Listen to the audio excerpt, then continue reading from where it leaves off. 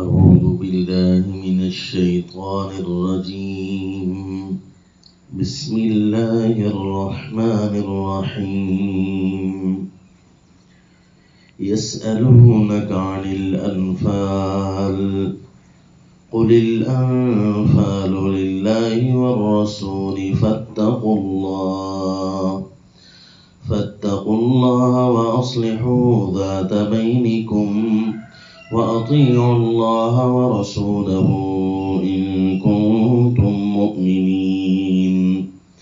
وصلى الله على النبي الكريم. سورة الانفال، اس سورت کا تعارف یہ ہے کہ اس میں اللہ کریم نے اپنی حدود کو بیان فرمایا مومنین کے لیے، اور اس کا انداز یوں اپنایا کہ یسألونک عن الانفال، کہ غنیمتوں اور انفال کے بارے میں آپ سے پوچھتے ہیں. نفل یہ مال غنیمت اور مال فہ کو بولا جاتا ہے. مال فہ وہ ہوتا ہے جو بغیر لڑائی کے حاصل ہو جائے، یعنی کافر دشمن بھاگ جائے اور اپنا مال چھوڑ جائیں، اور غنیمت وہ ہوتی ہے جو جہاد کے بعد حاصل ہوتا ہے. تو دونوں کو نفل اور انعام کہتے ہیں. اور پچھلی صورت کے مطابق کہ جو آیات اللہ پر چلتے ہیں ان کے لیے انعامات ہوں گے. یہ امت پوچھتی ہے کہ ہمارے لیے کوئی انعام ہوگا، کیونکہ پچھلی صورت میں اللہ نے انعامات کی بارش کی ہے ان لوگوں کے لیے جو اللہ تعالیٰ کی آیات کو مانتے ہیں. عجائبات اس پچھلی صورت میں بیان ہوئے. تو اب فطرتاً بھی سوال ہوتا ہے کہ ہم تو کتاب اللہ کے حامل جن کی فضائل بڑے بیان کیے گئے، ہمارے لیے کیا ہوگا؟ تو پھر ان کو بتا دیا گیا، جس طرح کہ پوری صورت کے اندر اللہ نے مومنین کو خطاب کیا. پوری صورت میں مضامین موجود ہیں. ان سارے مضامین کو اگر چند لفظوں میں جمع کریں تو اس کو دعوی صورت کہتے ہیں. تو اللہ کریم نے صورت میں یوں بتایا، جس کی ہم تعبیر اس ایک عربی عبارت کے ساتھ کر کے پوری صورت کو جمع کرتے ہیں. الانفال والغنائم من اللہ لرسولہ وللمؤمنین القائمین لحدود اللہ.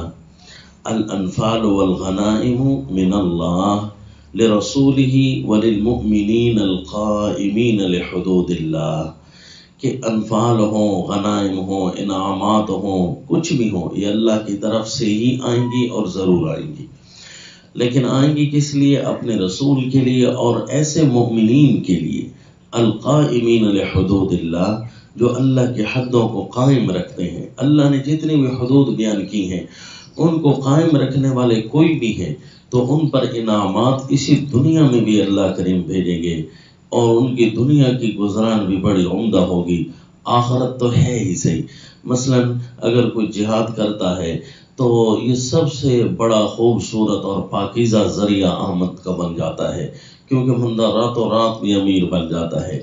اس کی وجہ اللہ نے یہاں قرآن میں بھی بیان کی کہ وَاعْلَمُوا أَنَّمَا غَنِمْتُم مِّن شَيْءٍ فَأَنَّ لِلَّهِ خُمُسَهُ، کہ جو بھی تم غنیمت حاصل کرو گے اس کا 5واں حصہ نکال کر اسے بیت المال میں شامل کرنا ہے، اور 4 حصے غانمین کو دیے جائیں گے، مجاہدین کو دیے جائیں گے. حتیٰ کہ اتنی علاقے مفتوحہ ہونا شروع ہو گئے کہ عرب کی ساری سرزمین صحابہ اکرام کے ہاتھ آ گئی، اور پھر عجم میں داخل ہوئے. ایک ایک دن میں ایک ایک ملک ہاتھوں آ رہا تھا. اب اتنی زیادہ زمینیں ہیں، اب یہ کیا ساری مجاہدین تو لینے والے ہی نہ رہے، کیونکہ اگر ہم یہ ساری زمینیں لیتے ہیں 4تھا حصہ تو پھر تو جہاد کون کرے گا؟ صحابہ اکرام لینے والے بھی نہیں تھے. یعنی اتنی غنیمت آ گئی. سیدنا فاروق اعظم رضی اللہ تعالیٰ عنہ نے بھی فرمایا، جتنی تمہیں ضرورت ہے، جتنی چاہت ہے لیتے جاؤ اور باقی چھوڑ جاؤ، کیونکہ سورہ الحشر میں آ رہا ہے کہ اللہ کریم نے یہ مال غنیمت بعد والوں کے لیے بھی بنا دیا ہے. تو حتیٰ کہ اتنے لوگوں کے لیے وظائف اور چیزیں جاری کر دی گئی پیدا ہوتا بچہ اس کے نام کا بھی وظیفہ جاری کر دیا گیا. اتنے امیر ہو گئے کہ کوئی بھی زکوٰۃ لینے والا دور دور تک آدمی نہیں ملتا تھا، اسے ڈھونڈنا پڑتا تھا. لہذا بیت المال کے اندر ہی ساری زکوٰۃ پڑی رہتی اور اس سے ضرورت مندوں کی کوئی بھی کبھی بھی ضرورت پڑتی تو اسے پورا کیا جاتا.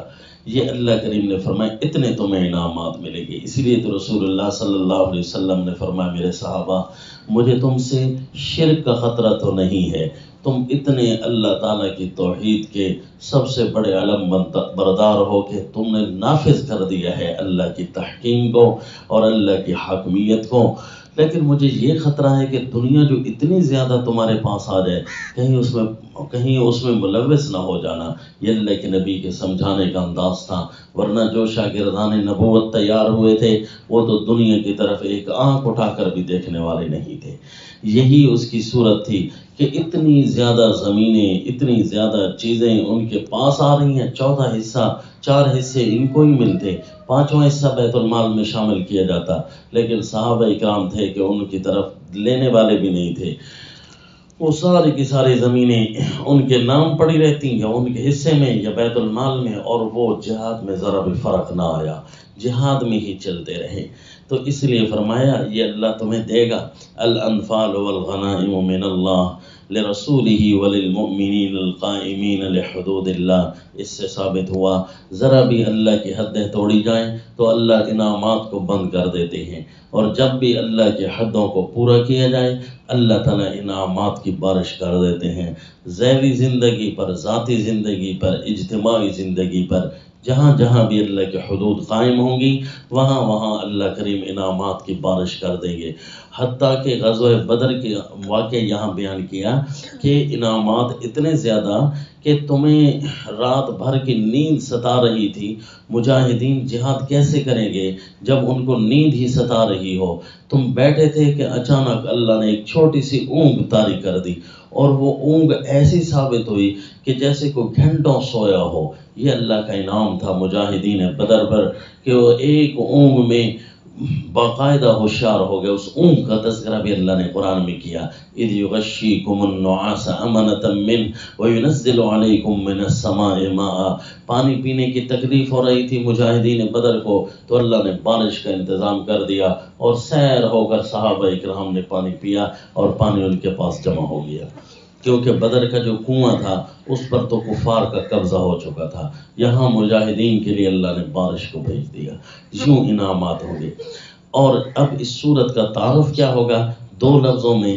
یہ تو عربی عبارت ایک بطور دعویٰ کی تھی، الانفال والغنائم من اللہ لرسولہ وللمؤمنین القائمین لحدود اللہ، کہ انفال اور غنائم اللہ کی طرف سے ہوں گی اپنے رسول کے لیے اور مومنین کے لیے، ایسے مومن جو اللہ کے حدوں کو قائم رکھیں گے. تو اس صورت کا 2 لفظوں میں تعارف یہ ہے الحدود الالہیہ، کہ یہ اللہ تعالیٰ کی حدیں بیان کرنے والی صورت ہے. اسی لیے تو اس صورت میں یا ایھا الذین آمنوا، یا ایھا الذین آمنوا کے خطاب ہے. اذا لقیتم الذین کفروا زحفا یا ایھا الذین آمنوا اطیعوا اللہ، یا ایھا الذین آمنوا اذا لقیتم فئۃ فاثبتوا اللہ لا تخونوا اللہ والرسول وغیرہ ذالک. یہ آیات آئیں گی اور اللہ اپنے حدود بیان کریں گے. اگرچہ الحدود کا لفظ اس صورت میں نہیں ہے، وہ اگلی صورت میں آ رہا ہے، التائبون العابدون الحامدون والی آیت کے اندر. لیکن یہ 2 صورتوں کا جوڑاؤ ایسے کوئی ہے کہ ان دونوں صورتوں کے درمیان اللہ نے فصل نہیں کیا، یعنی بسم اللہ نہیں نازل کی. 2 صورتیں بھی الگ بنائی ہیں اور درمیان میں فصل بھی نہیں کیا. ایک حیثیت سے فصل کیا کہ 2 صورتیں بنائی جدا جدا، اور ایک حیثیت سے فصل نہیں کیا کہ اس میں بسم اللہ کو نازل نہیں کیا. تو گویا اللہ کریم ان 2 صورتوں کو ایک بنانا چاہتے ہیں.